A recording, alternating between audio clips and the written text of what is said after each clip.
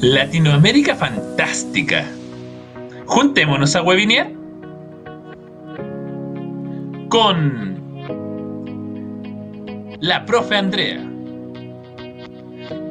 el profe Daniel, la profe Camila y el profe Oscar.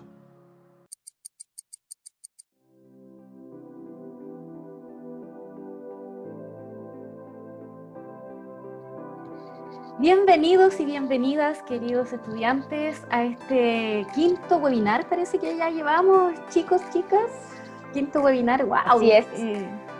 Y hoy día contamos con una gran sorpresa. Vamos a aprovechar de saludar a nuestros webinaristas, pero primero que todo, darle la bienvenida a Sonia Sarricueta, una profesora que nos va a acompañar hoy día en reemplazo de Daniel. Sabemos que Daniel en algún momento volverá, pero ya habíamos adelantado que se iba a ausentar unos momentos, así que bueno, bienvenida Sonia, chicos, profe, no sé qué quieren decir, saludar. No, gracias, nada. Bienvenida, profe, un gusto No. tenerla.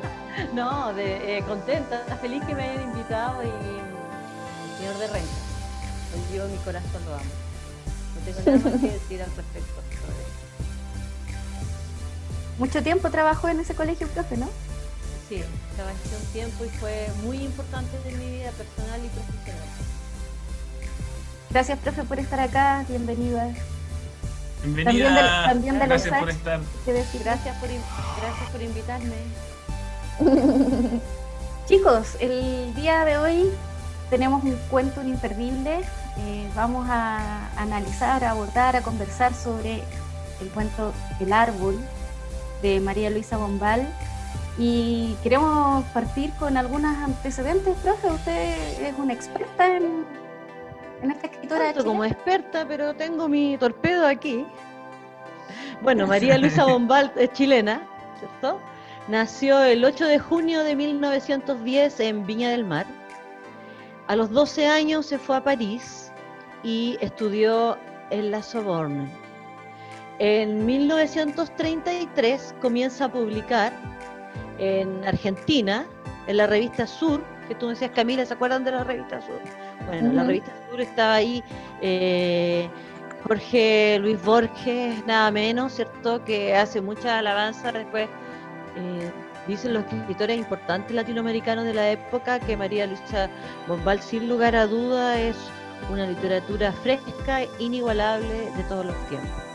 En 1935 escribió una de sus obras más conocidas, por lo menos en el ambiente escolar, que es La Última Niebla, que en mi época y en la época de usted era obligatoria, y ella muere en Chile, estuvo en Estados Unidos, en varios lugares, y muere en 1980, el 6 de mayo. Se le reconoce, Oscar, como la pionera de la literatura feminista en Chile. Eso. Muy interesantes los datos. Gracias, profe, por esa primera reseña. Y tal como decía la profe, María Luisa Bombal se destaca por ser una mujer una escritora anómala, le llamaron, ¿no? Y eso Así es porque incorpora mucha técnica narrativa. Camila nos podría compartir algo respecto de eso, ¿no? De su narrativa, de su técnica. Me gustaría compartir una cita de un artículo que se llama María Luisa Bombal o el lenguaje alucinado.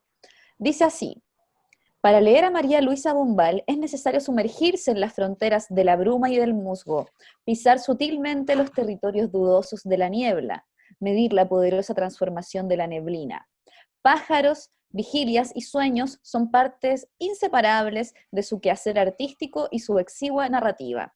María Luisa Bombal es la configuración de elementos primordiales de la naturaleza, como también una maga del recuerdo, que recrea las vivencias de pasados míticos a través de la transfiguración de la transfiguradora memoria.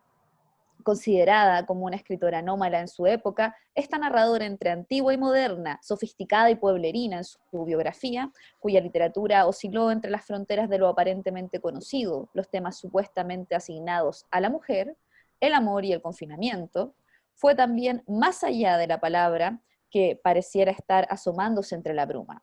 María Luisa Bombal inaugura una nueva forma de ser, de decir, que desafía en forma radical la escritura convencional de su época y sobre todo se adelanta a sus contemporáneos en una forma extraordinaria y original.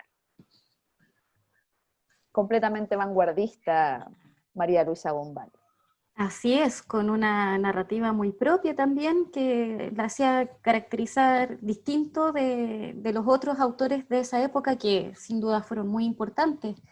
Algo para poder adentrarnos en esto que Camila nos lee, podríamos hacer un breve ejercicio, porque la narrativa de María Luisa Bombal tiene que ver con el mundo onírico, ¿no? El mundo onírico, en literatura decimos que es el mundo de los sueños, y los sueños tienen algunas características, ¿no? Entonces, no sé si alguno de ustedes nos quiere compartir algún sueño que haya tenido como para poder explicar de qué se trata esto, como de la niebla, lo difuminoso, lo interno, ¿no? Yo creo que para ir conociendo a la profe podría partir ella. ¡Ah! Voy a tratar de contar un sueño que se pueda contar, sí, no voy a entrar en la literatura, en los sueños tan oníricos. Hay un sueño que es tipo pesadilla que me persigue, ¿cierto? Y es que estoy durmiendo en mi cama, me despierto, me voy a levantar y veo el suelo rodeado de serpientes. Y empiezo a mirar y digo, no, pero si esto no puede ser verdad, esto no puede ser verdad, estoy soñando, estoy despierta. No, pero es que... Y volví a mirar en el sueño, miraba afuera, había luz, después miraba, no había luz, y en algún momento dije, ya, esto no puede ser verdad en el sueño, obviamente, y me dormí de nuevo. Y olvidé este sueño, y cuando me desperté en la mañana, porque estaba en el mismo lugar, de la misma manera en que me había levantado, ¿cierto? Y lo primero que hago es mirar el suelo. Bueno, obviamente no había nada, pero lo dudé, a pesar lo dudé, no había nada, pero lo dudé. Y claro, justamente, después me di cuenta, analizando el sueño, puede tener muchas interpretaciones, pero ahí estaba, se mezclaba la realidad, ¿cierto? Mis temores, había cambios había luz, después estaba oscuro, eso. Eso Fue contable. Eso es lo extraño de los sueños, ¿no? Que de repente estamos en un espacio, se salta a otro espacio, estamos en el presente, vamos al pasado, después al futuro, volvemos al presente, al pasado. Es todo muy lógico, no sé. Camila, ¿tú de repente tendrás algo que contarnos? Sí, me pasa que me gusta esa atemporalidad que existe en los sueños, que no existe esta línea continua del tiempo ni este espiral que podría ser también entendido. Recuerdo, tengo muy presente una pesadilla que tuve hace muy poquito, la semana pasada de hecho. Yo estaba aquí en mi casa y estaba sin mi pareja había salido y no llegaba y no volvía y me empecé a preocupar y lo llamo por teléfono y me contesta uno de sus amigos y me dice, Camila, estoy con Ignacio en el hospital, pasó algo, y se corta la llamada. Y yo después vuelvo a llamar, insisto, y no me contesta, el teléfono sonaba apagado. Y, o sea, terrible, o sea, imagínate, Oscar, te dijeran algo así de la Maciel y tú no sabes dónde está ni nada y no puedes contactarte con ella. Y yo recuerdo que salí de la casa, era todavía de día, había harta luz de sol, y me fui a recorrer hospitales, clínicas preguntando y no lo encontraba. Fue un sueño súper angustiante y como en la desesperación me desperté y lo vi ahí, al lado mío, y dije, ya, está todo bien. Pero fue súper angustiante y tenso el recorrido que hice por la ciudad buscándolo. ¡Wow! Eso también es Terrible. otra característica de los sueños, porque se siente como si fuese real. Y de repente despertáis llorando, despertáis con dolor de pecho, la angustia, que hace dudar qué tan sueño fue o no. Claro, Oscar, de hecho, Camila. sí. No, vamos con Oscar. Hoy estaba pensando en esto que decía la Andrea, que es como que el sueño te hace ser real. Igual yo creo que los sueños son reales, porque son parte de nosotros mismos. A mí, por ejemplo, me pasa una cosa bien particular. Yo no les voy a contar un sueño en particular, sino que una seguidilla de sueños que siempre tengo. Que es, por ejemplo, en este tiempo, a mí me pasa cuando ya empiezo a echar de menos. Son como sueños de estos que te avisan, oye, oye, anda a ver a tal persona. Y en este tiempo me ha pasado un montón, ¿cachai? Que me he visto, por ejemplo, en la sala de clases de mi colegio de básica. Siempre yo me acuerdo que hay un sueño en particular que parte en la sala de colegio de básica. Sin embargo, mis compañeros alrededor son de mi colegio de media y algunos amigos de la universidad y otras personas. Y habitualmente estoy esperando a alguien, así como un alguien cualquiera. Y yo no sé quién es ese alguien, pero siempre como que yo sé que estoy esperando y finalmente siempre está ahí. ¿Por qué? Porque en estricto rigor voy mezclando todo lo que he hecho de menos un poco en los sueños que tengo. Entonces, en este tiempo me ha pasado caleta, porque como no he visto un montón de gente, mezclando a mis colegas, mezclando a mi familia, y toda la gente como gente que no se conoce en la vida, pero en mi mente se conocen y son felices. Entonces, es bien interesante el tema de los sueños, porque el mundo... O sea, yo por eso te digo que son de verdad, generalmente son parte de la proyección de la mente de nuestro interior. Entonces, es complejo el tema de soñar, intentar darle lógica, porque suelen no tener lógica, pero a veces sí tienen la lógica necesaria y al final de cuentas terminan siendo un mensaje, o al menos así lo veo yo, terminan siendo así como un mensaje de tu mundo interior hacia tu conciencia, por así decirlo. Entonces, no un sueño, una historia. Andreita, te dejo.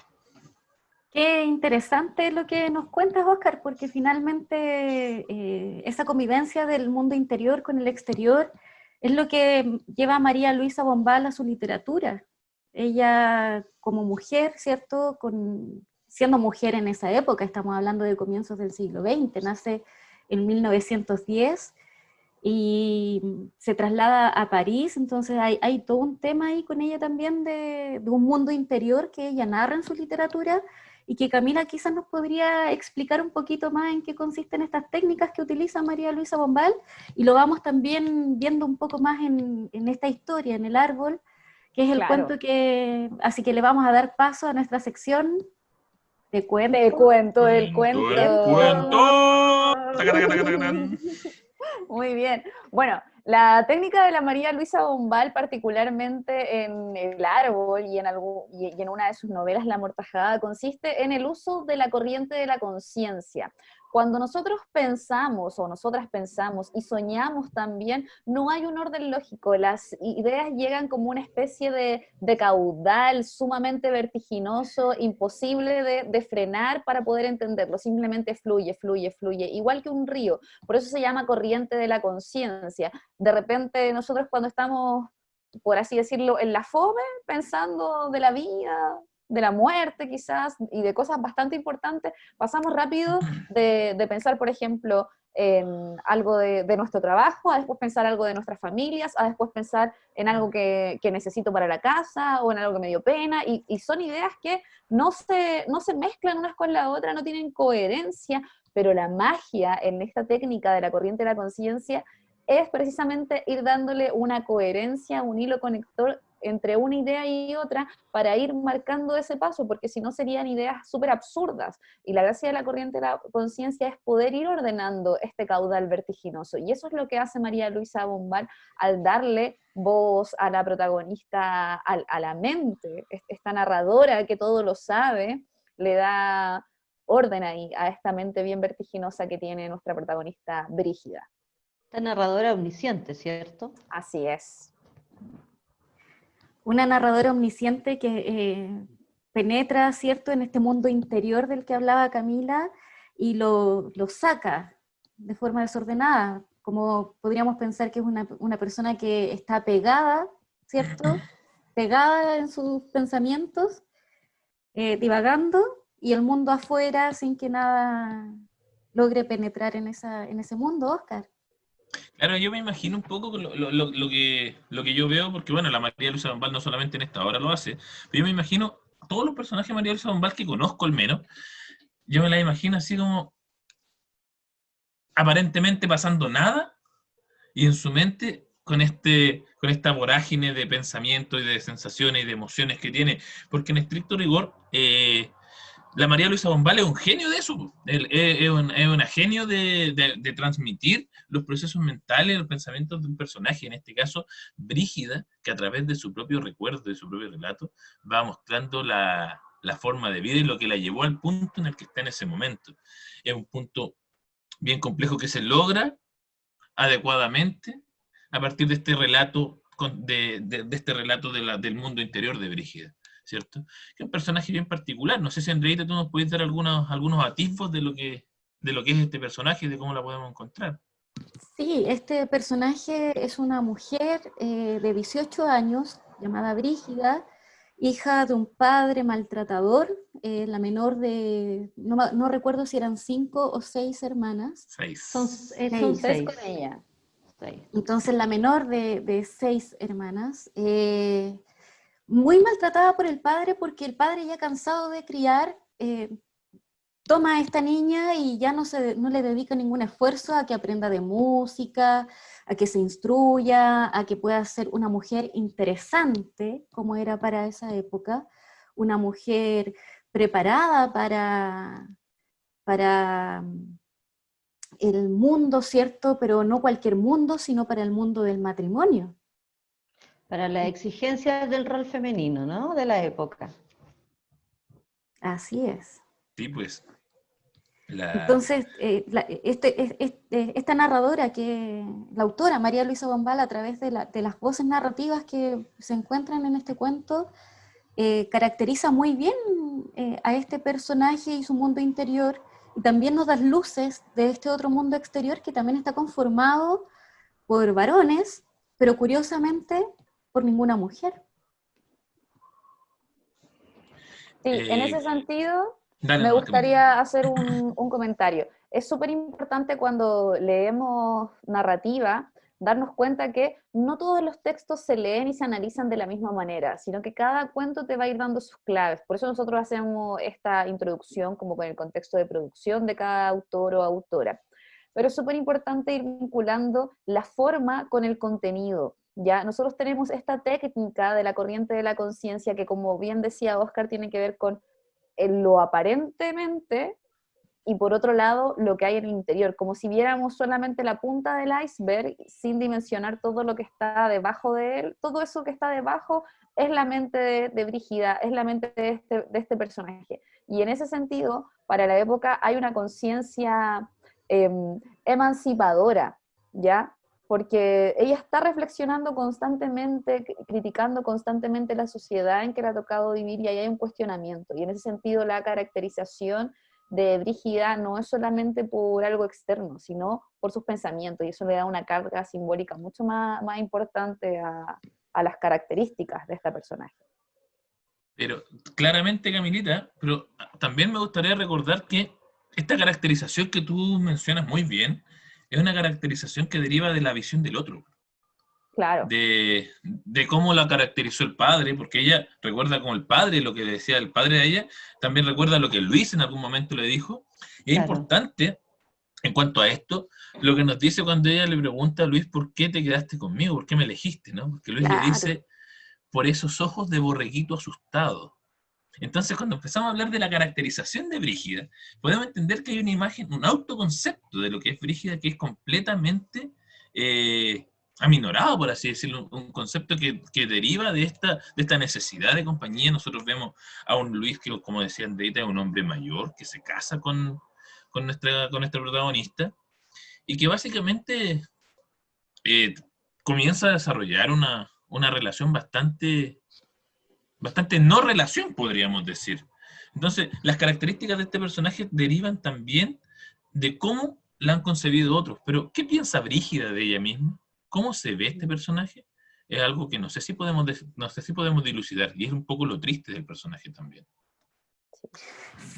Sí, mencionar que este cuento está narrado también un poco con un constante ir al pasado. Esta mujer Brígida algo alcanzó a conocer de música, y una música que la transportaba al pasado a través de una fantasía, que la hacía imaginar cosas, y es una narración que de repente nos costaría entender porque parte al revés, parte in extrema res. Claro. Profe. Eso te iba a decir, yo hace la primera vez que leí este cuento, hace siglos atrás, en la época de los dinosaurios, yo dije, uy, pero si este cuento partió por el final. Y ahí fue como lo primero que me llamó poderosamente la atención, porque ella ya está en un momento distinto de su vida y después nos va dando luces, ¿cierto?, de todo lo que fue pasando para llegar hasta ese momento. Sí. Eso es lo que tú estabas explicando, ¿no? Que se llama, ¿cómo me dijiste? El fenómeno que parte por atrás, in extrema res, pero que esté constantemente yendo al pasado, estamos hablando de un raconto. Entonces, interesante lo que hace en la técnica de María Luisa Bombal, porque mezcla el mundo interior, el mundo exterior, en espacios distintos, y esto también de tiempos distintos, es decir, todo está superpuesto, ¿cierto? Todo como una especie de montaje que pongo un poco de acá, un poco de allá, para poder tratar de entender la psique de este personaje que a través de su comprensión de lo que la rodea, busca llegar a algunas reflexiones, buscando su felicidad, intentando experimentar, sentir, etc.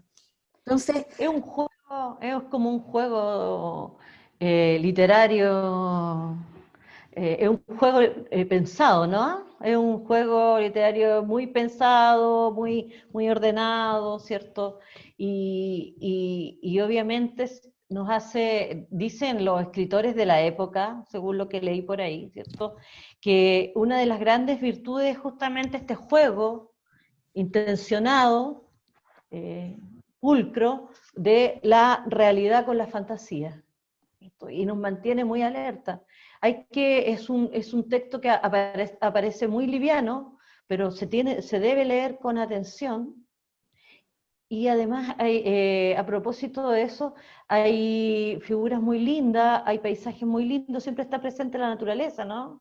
La música, uno está todo habla de Beethoven, por ejemplo, Chopin, y uno dice, ¿qué estará escuchando? Por ahí conversamos, ¿qué estará escuchando? Y te lleva el movimiento del viento, las hojas, el sonido externo, o sea, la naturaleza como un aliado, como un personaje más, casi parte de la misma Brígida, ¿cierto? Y me gustaría también mencionar un poquito a este Luis, que este hombre mayor, porque es muy importante hablar de lo que tiene que ver con la época, con lo que se pide, ¿no? Con los roles del hombre, con los roles de la mujer, y también con respecto al rol del matrimonio, ¿no? Camila o Oscar, no sé qué me quiere contestar. Sí, claramente hay ahí está súper marcado el estereotipo de hombre y mujer para esa época. O sea, esta es una niña que con 18 años ya está casada con un hombre muy, muy mayor. O sea, tiene que ver con el estereotipo, claramente. Pero ese es un estereotipo igual sumamente conservador y que pertenece a una clase social más acaudalada, que hay que mencionarlo también. Obviamente. De hecho, es bien interesante lo que dice Sonia igual, porque cuando nosotros pensamos en esta relación, en este Luis y en esta Brígida que se casan, ellos no se casan por amor. O sea, si nosotros creemos que el matrimonio tiene que darse por amor, no, en este caso no fue así. De hecho, pasa que el padre de Brígida ya viejo, ¿cierto? Ya ve que su hija crece, que no tiene pretendientes. Luis, que es amigo del padre de Brígida y que la conoce desde niña, ¿cierto? Algunos recuerdos que evoca donde dice que ella se colgaba de su cuello, ¿cierto? Y por otro lado, la Brígida, que en estricto rigor no tiene pretendientes y que, por así decirlo, no responde al estereotipo de la mujer de la época. Imagínate cuando decía la Sonia, decía, oye, ¿pero qué estará escuchando? Recordemos que ni siquiera Brígida sabe lo que está escuchando, porque al principio ella nos dice, no tengo idea, no sé nada de música, porque mi formación en música no fue adecuada. En ese tiempo, la mujer leía, la mujer estudiaba, música sola estudiaba bordado y otras tareas, otras tantas tareas, que tenían que ver no con ella ni con su realización personal, sino con ese rol que tiene que tener dentro de una sociedad, ¿cierto? Entonces, cuando nosotros tenemos esta imagen, y nosotros vemos a Luis, Luis que mencionaba Sonia, que se casa finalmente con Brígida para ayudarle a su amigo, para cuidar a una niña, o sea, a una persona que él conoció de niña y que con el tiempo se dio cuenta que se iba a quedar sola, para finalmente responder a un estereotipo social, para dar matrimonio, para dar seguridad. Pero lo que no hay ahí es amor. De hecho, hay un momento terrible en el que ya dentro de toda la relación empieza como mal, ya no anda bien, después les vamos a contar un poquito de eso, pero Luis le dice incluso, ¿sabes qué? No creo que sea conveniente que nos separemos, a pesar de que no está funcionando bien nuestra relación. Entonces, ahí también hay atención con esta imagen social del matrimonio. Ahí, no sé si quiere complementar o continuar alguien por ahí. Sí, a mí antes de continuar me gustaría recapitular un poco los elementos que hemos visto hasta acá, ¿cierto? Bueno. Entonces tenemos a esta María Luisa Bombal que utiliza estas técnicas bien vanguardistas para la época, que son el raconto, que son el uso de la corriente de la conciencia, porque con eso lo que busca es darle mayor profundidad a su personaje. Efectivamente, que el cuento sea sencillo de leer es parte de su técnica, ¿sí? Pero la complejidad está en lo que piensa realmente Brígida. Entonces, hay muchos simbolismos dentro de este cuento y cómo se llama el árbol, por supuesto que la naturaleza es un simbolismo importante. Y ahí están estas imágenes musicales y también está el silencio. El silencio es algo sumamente relevante en el cuento porque cuando en un momento crucial de una discusión, de una conversación que tiene Brígida con Luis, ella decide no responderle porque se ha dado cuenta que el silencio es lo mejor que tiene para decir. El silencio muchas veces puede ser violento, ¿sí? Pero en este contexto la motivación de Brígida era en respuesta a una violencia sistemática que había sobre ella. Andrea, por favor. Sí, y bueno, cuando cortan el árbol, ¿no? Hay algo Claro. muy importante de mencionar en ese sentido, que el árbol era quien la acompañaba y en un momento cortan el árbol y le entra la luz a la habitación y descubre cómo es el mundo. Y eso también la hace reflexionar respecto de dónde está buscando su felicidad, cuál es su felicidad. Le duele el abandono en el que ha crecido, sin mujeres, sin hijos, con un marido que la trata como niña, que no se le acerca, que la rechaza. Y quizás ahí podríamos hacer un paralelo con una escritora filósofa francesa, que también debe haber sido influencia, yo me imagino, o algún contacto debe haber tenido con Simone de Beauvoir, ¿no? Y que es una mujer, una feminista, que nos cuestiona y nos hace pensar y reflexionar sobre lo que significa el ser mujer, ¿no? ¿Qué es ser mujer? Y sobre todo, ¿qué es ser mujer en esa época? ¿Cierto? Y el árbol tiene que ver con eso también, porque cae el árbol, entra la luz y ella también se va resolviendo, ¿no? Y se atreve a decirle, el árbol, Luis, el árbol, por primera vez reclamarle algo a viva voz. Entonces, quería compartir con ustedes una cita que quizás nos podría servir para entender esto precisamente. De Simone de Beauvoir. El día que la mujer pueda amar con su fuerza y no con su debilidad, no para huir de sí misma, sino para encontrarse, no para renunciar, sino para afirmarse, entonces el amor será una fuente de vida y no un mortal peligro. Completamente de acuerdo con Simone de Sí, Beauvoir. sí. Completamente. Mira, o Profe. sea, absolutamente de acuerdo.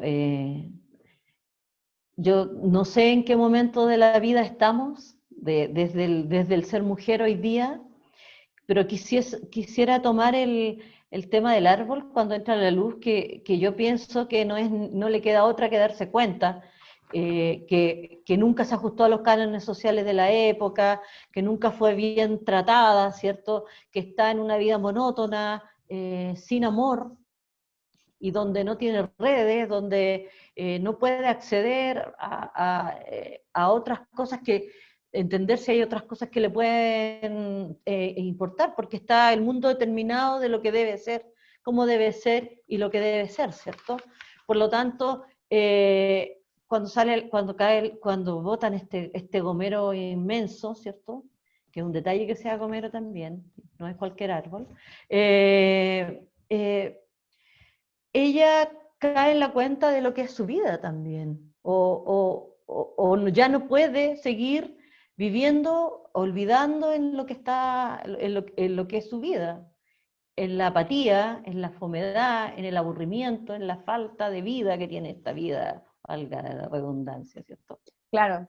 Eso es lo que me gusta mucho de los personajes, de las personajes que plantea la María Luisa Bombal, es que son personajes que, aunque sean menospreciados o minimizados o incluso invisibilizadas para la sociedad que está descrita dentro de estos cuentos, son protagonistas que tienen una sensibilidad estética y tienen un cuestionamiento existencial. O sea, preguntarse por el amor para mucha gente puede ser algo ridículo, pero preguntarse por el amor es verdaderamente algo existencial. O sea, el nivel de conformidad, de satisfacción que tenemos en nuestro día a día, en nuestra vida, en la relación que establecemos con nuestro entorno, es algo trascendental.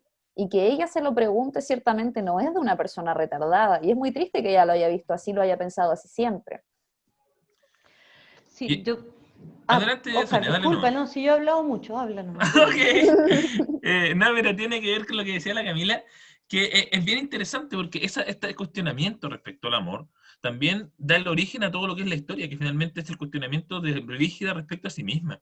Porque nosotros, si nosotros entendemos desde la perspectiva de la trama misma, el conflicto que da origen a toda esta historia es ese cuestionamiento. O sea, es básicamente, de hecho, Brígida, la escena inicial del texto es el final del cuestionamiento que hace Brígida, ¿cierto?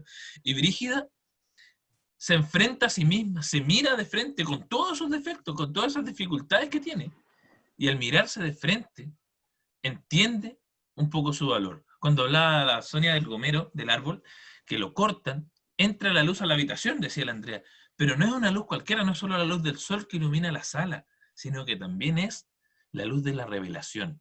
El velo de lo que ella había vivido hasta ese momento se va.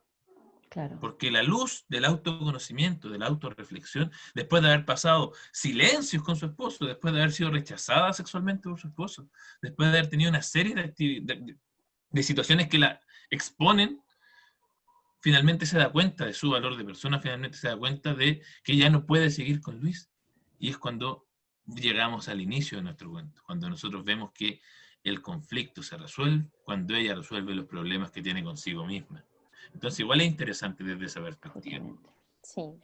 Yo quisiera mencionar 30 segundos a propósito de lo que hemos visto cuando nuestros y nuestras estudiantes lean el cuento, ¿cierto? Se van a dar cuenta que hay, Brígida, hay muchas cosas que dice de sí misma, ¿no? Que soy tonta, que soy holgazana, hay una cosa, no es que tú tienes cabeza de pajarito, ¿cierto? Y hablábamos hoy día, si contextualizamos, tiene que ver mucho con el buen trato. En esa época estaba institucionalizado tratar mal al otro, y sobre todo a la mujer.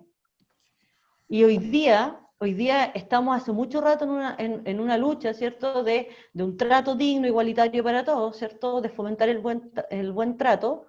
Obviamente nosotros lo miramos desde la mirada de la mujer, porque ha sido la que ha sido más discriminada y golpeada, pero también hoy día al interior de la escuela hay una lucha también por trabajar por el buen trato de toda la comunidad educativa.